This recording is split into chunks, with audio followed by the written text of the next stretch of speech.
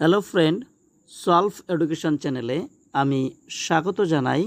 আজকের last minute suggestion 2024, এটি 7 number class.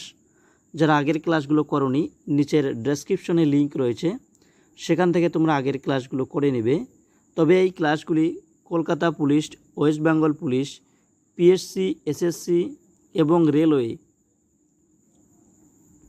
রেলওয়ের ক্ষেত্রে খুবই উপকৃত হবে। তোমরা অবশ্যই আগের ক্লাসগুলো দেখে নেবে।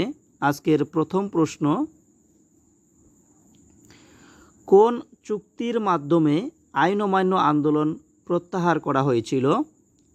তো সঠিক উত্তর হবে গান্ধী আরডুইন চুক্তি। পরের প্রশ্ন, বেঙ্গল কেমিক্যাল এর প্রতিষ্ঠানের স্রষ্টা কে ছিলেন? তো এখানে সঠিক উত্তর হবে প্রফুল্লচন্দ্র রায়। তিনি বেঙ্গল কেমিক্যাল এই প্রতিষ্ঠানের স্রষ্টা ছিলেন তিনি। পরের প্রশ্ন, ভারতীয় সংবিধানের কত নম্বর ধারার অধীনে ভারত সরকার তার ভারতরত্ন অর্থাৎ পদ্মশ্রী পুরস্কার প্রদান করে থাকেন? তো সঠিক উত্তর হবে 18 নম্বর ধারা। পরের প্রশ্ন, ভারতীয় সংবিধানের কোন ধারা অনুসারে সংখ্যালঘু শ্রেণীতে নিজস্ব শিক্ষা প্রতিষ্ঠান স্থাপন ও রক্ষণাবেক্ষণ করতে পারে? তো সঠিক উত্তর হবে 30 নম্বর ধারা অনুযায়ী। পরের প্রশ্ন, রাষ্ট্রপতি কোন বিলে তার নিজস্ব সম্মতি বা স্বাক্ষর প্রদান করতে পারেন, বাধ্য থাকেন? তো সঠিক উত্তর হবে অর্থ বিল ও সংবিধান সংশোধনী বিল। পরের 6 নম্বর প্রশ্ন, গোলকনাথ মামলা বাতিল করার জন্য ভারতীয় পার্লামেন্ট কোন সংবিধান সংশোধনীর প্রণয়ন করেছিলেন? তো সঠিক উত্তর হবে 24 নম্বর সংশোধনী অর্থাৎ 1971 সাল। পরের প্রশ্ন, বলপূর্বক শ্রম বিরোধী আইন এটি ভারতে কবে পাশ হয়েছিল? তো সঠিক উত্তর হবে 1976 সালে এটি পাশ হয়। পরের প্রশ্ন, ভারতীয় গণপরিষদ যাকে বলা হয় স্টিয়ারিং কমিটি, এর চেয়ারম্যান কে ছিলেন? তো সঠিক উত্তর হবে ডক্টর রাজেন্দ্র প্রসাদ।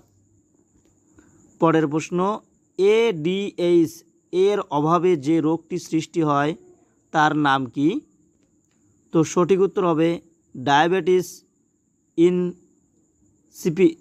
ইনসিপিডাস।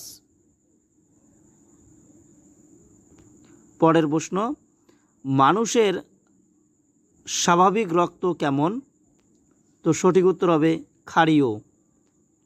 পরের প্রশ্ন, প্রাচীন সংবহন কলাতন্ত্র বিশিষ্ট উদ্ভিদের স্টিলের প্রকৃতি কেমন ছিল? তো সঠিক উত্তর হবে প্রোটোস্টিলি। পরের প্রশ্ন, কোন কমিশনের প্রস্তাবে পাঞ্জাবকে 2টি রাজ্যে ভাগ করা হয়েছিল, যেটি পাঞ্জাব এবং হরিয়ানা নামে পরিচিত? তো সঠিক উত্তর হবে শাহ কমিশন। এই শাহ কমিশনের মাধ্যমে পাঞ্জাবকে 2টি রাজ্যে ভাগ করা হয়। একটি অংশ ছিল পাঞ্জাব নামে পরিচিত, অপর যে অংশটি সেটা হরিয়ানা নামে পরিচিত। পরের প্রশ্ন, লেজার কে আবিষ্কার করেছিলেন?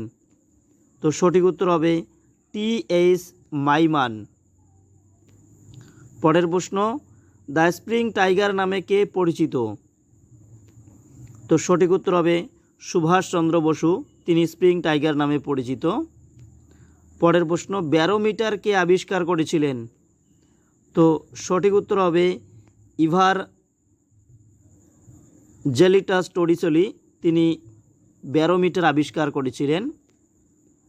পরের প্রশ্ন, একটি ক্রান্তীয় মৌসুমি ফসলের উদাহরণ দাও। তো সঠিক উত্তর হবে ধান। পরের প্রশ্ন, পাকিস্তান ও আফগানিস্তানকে আলাদা করেছে কোন লাইন? তো সঠিক উত্তর হবে ডুরান্ট লাইন। পরের প্রশ্ন, 38তম প্যারালাল বিভক্ত করে কাকে? তো সঠিক উত্তর উত্তর কোরিয়া এবং দক্ষিণ কোরিয়াকে 38তম প্যারালাল বিভক্ত করেছে। পরের প্রশ্ন, ভারত ও চীনের মধ্যে যে লাইন তার নাম কি? তো সঠিক উত্তর হবে ম্যাকমোহন লাইন। পরের প্রশ্ন, 24তম প্যারালাল এটি কোন দুটি দেশকে আলাদা করেছে? তো সঠিক উত্তর হবে ভারত ও পাকিস্তান। পরের 21 নম্বর প্রশ্ন, বিশ্ব পরিবেশ দিবস কবে পালন করা হয়? সঠিক উত্তর হবে 5ই জুন। পরের প্রশ্ন, রামসর সাইট এই কথাটি কিসের সঙ্গে সম্পর্কিত? তো সঠিক উত্তর হবে জলাভূমির সঙ্গে সম্পর্কিত। পরের 23 নম্বর প্রশ্ন, মুখ্য নির্বাচন কমিশনার কত বছরের জন্য নিযুক্ত হয়ে থাকেন? তো সঠিক উত্তর হবে 6 বছর। পরের প্রশ্ন, প্রথম মুখ্য নির্বাচন কমিশনার এর নাম কি? তো সঠিক উত্তর হবে সুকুমার সেন। পরের প্রশ্ন, তৃতীয় গোলটেবিল বৈঠক কবে হয়েছিল? তো সঠিক উত্তর হবে 1932 সালে তৃতীয় গোলটেবিল বৈঠক হয়েছিল। এখানে 3টি গোলটেবিল বৈঠক হয়, তোমরা অবশ্যই কমেন্ট বক্সে জানিয়ে দেবে, তোমাদের এটি হোমওয়ার্ক, যে 3টি গোলটেবিল বৈঠকে কে উপস্থিত ছিলেন। পরের প্রশ্ন, কোন দেশ সর্বপ্রথম পণ্য ও সেবা কর অর্থাৎ জিএসটি চালু করেছিলেন? তো সঠিক উত্তর হবে ফ্রান্স। যদি বলে ভারতে প্রথম কোথায় জিএসটি চালু হয়, সেটি হবে আসাম। আসামে প্রথম জিএসটি চালু হয় ভারতের।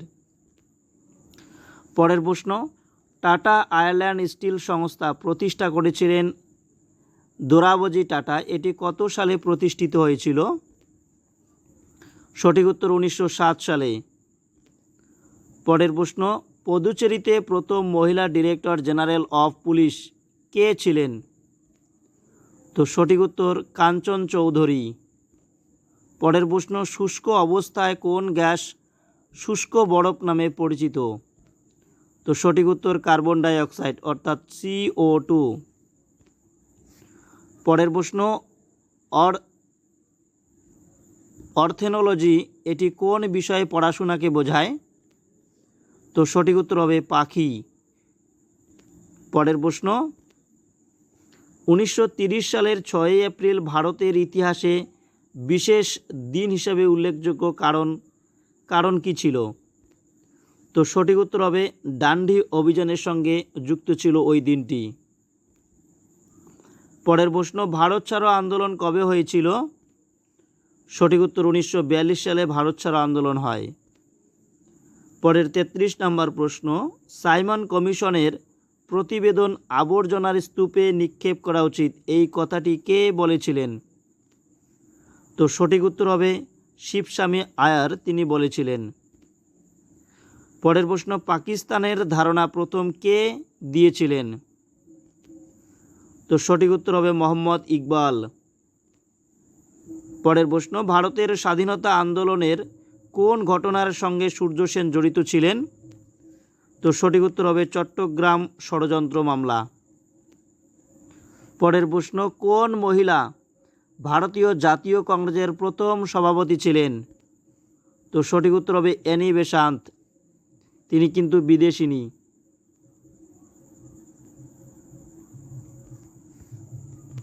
পরের প্রশ্ন, মালিক কাফুর কার সেনাপতি ছিলেন? তো সঠিক উত্তর হবে আলাউদ্দিন খলজির সেনাপতি ছিলেন মালিক কাফুর। পরের প্রশ্ন, অশোকের লিপির পটোদ্ধার কে করেন? তো সঠিক উত্তর হবে জেমস প্রিন্সিপ। পরের প্রশ্ন, যুদ্ধক্ষেত্রের রুমি কৌশল ব্যবহার করেছিলেন কে? তো সঠিক উত্তর হবে বাবর। পরের প্রশ্ন, কে টাইগার মশা নামে পরিচিত? তো সঠিক উত্তর হবে অ্যাডিস মশা। পরের 41 নম্বর প্রশ্ন, মানুষের বংশগতি পঠনের পুরুষের বৈশিষ্ট্য হিসাবে কি থাকে? তো সঠিক উত্তর হবে XY ক্রোমোজোম থাকে। পরের প্রশ্ন, কোন বিষাক্ত রাসায়নিক মৌলটি জাপানের মিনামাটা রোগের কারণ হয়েছিল? সঠিক উত্তর হবে পারদ। পরের প্রশ্ন, বিশুদ্ধ জলে লবণ মেশালে এর স্ফুটনাঙ্ক কী হবে? অর্থাৎ বিশুদ্ধ জলের মধ্যে যদি লবণ মেশানো হয় তার স্ফুটনাঙ্ক কী ঘটবে? তো সঠিক উত্তর হবে বাড়বে। পরের প্রশ্ন, বিধান পরিষদের সদস্য হতে হলে প্রার্থীকে কমপক্ষে কত বছর বয়স হওয়া প্রয়োজন? তো সঠিক উত্তর হবে 30 বছর হওয়া প্রয়োজন।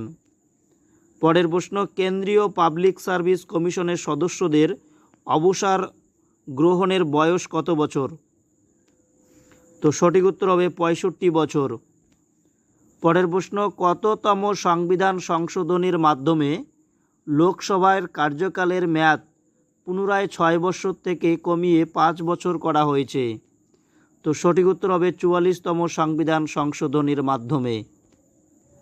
পরের প্রশ্ন, সমাজ উন্নয়ন কর্মসূচি আরম্ভ করা হয় কত সালে? তো সঠিক উত্তর হবে 1952 সালে। পরের প্রশ্ন, গ্রিক লেখকদের রচনায় কাকে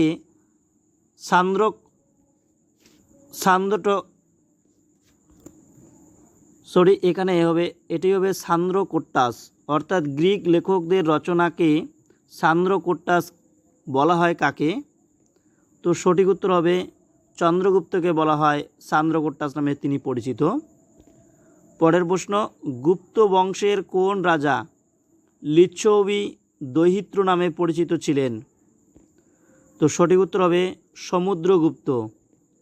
পরের প্রশ্ন এবং শেষ প্রশ্ন আজকের, অ্যামনেস্টি ইন্টারন্যাশনাল এটি কি? তো সঠিক উত্তর হবে মানব অধিকার গ্রুপ। এই ছিল আজকের প্রশ্ন। আজকের প্রশ্ন কেমন লাগলো তোমরা অবশ্যই কমেন্টে জানিয়ে দেবে। যারা নতুন এই চ্যানেলে তারা অবশ্যই চ্যানেলটিকে সাবস্ক্রাইব করবে এবং বন্ধুদের মাঝে শেয়ার করবে। Thank you.